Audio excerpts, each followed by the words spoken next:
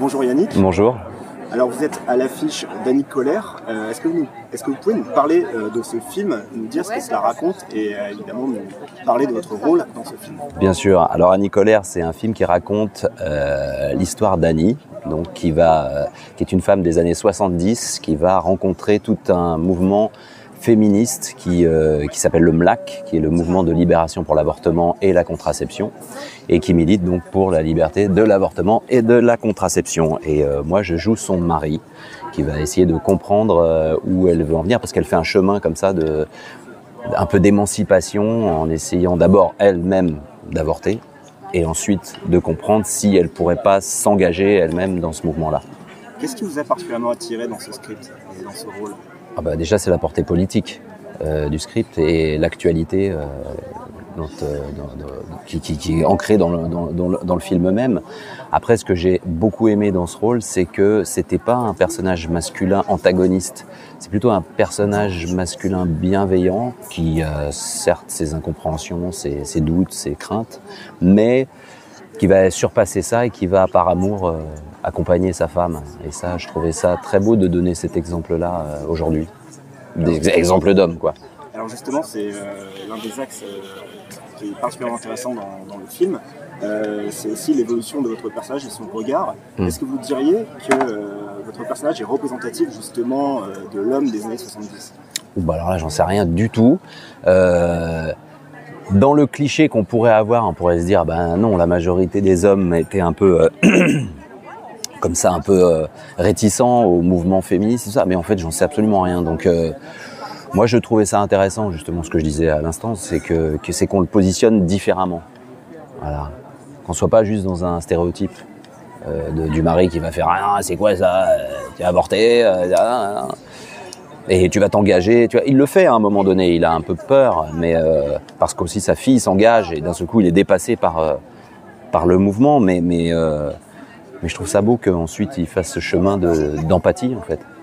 Alors justement, il y a une scène dans le film qui est assez drôle, dans laquelle votre personnage revient à la maison et offre des cadeaux pour toute sa famille. Il va offrir des jouets aux enfants et une cafetière à Annie, et on sent qu'il a envie justement d'avoir du café assez rapidement. Est-ce que vous pensez que ce cadeau qu'il fait, c'est parce qu'il pense qu'elle a envie justement d'avoir une cafetière, ou est-ce que c'est justement toute cette construction mentale Oh là, non, moi je pense que c'est beaucoup plus simple que ça. C'est qu'il lui ramène une cafetière italienne, c'est ce qu'il dit. Il dit c'est le meilleur, c'est le top du top. Et du coup, il a juste envie de lui faire plaisir. Mais après, c'est une maladresse. Évidemment, elle joue de la maladresse, Blandine, quand elle fait cette scène. Et selon vous, quel est, à proprement parler, le message d'Annie Colère? Le message du film? Moi, je trouve que c'est un film vraiment très vertueux qui raconte l'histoire du lien social face à l'adversité et à l'oppression qui peut avoir lieu, et que ce lien qui se met en place d'un seul coup parce qu'il y a un sujet universel qu'il faut qu'il soit traité vraiment. Et d'ailleurs, je trouve ça très important ce film aujourd'hui, parce qu'au vu de ce qui se passe dans le monde, ça a un écho très particulier quand même, et je trouve qu'il faut pas... il faut que les gens entendent et comprennent que c'est des combats qui sont légitimes, nécessaires, et c'est ça que j'entends moi dans le film. C'est aussi un message de solidarité. Je trouve ça beau, la manière dont ces femmes s'organisent entre elles, et les hommes aussi, parce qu'il y a les médecins, il y a quand même tous les médecins aussi autour, les maris pour certains, qui font corps contre l'État pour essayer de faire changer les choses. Est-ce que vous connaissiez avec Laure Calamy avant de former un couple à l'écran? Avec Laure, ouais, ça fait 20 ans qu'on se connaît. On avait travaillé une fois ensemble, on avait fait une sorte de docu-fiction sur la sexualité qui n'a jamais vu lieu. Qui n'a jamais vu le jour, c'était un pilote.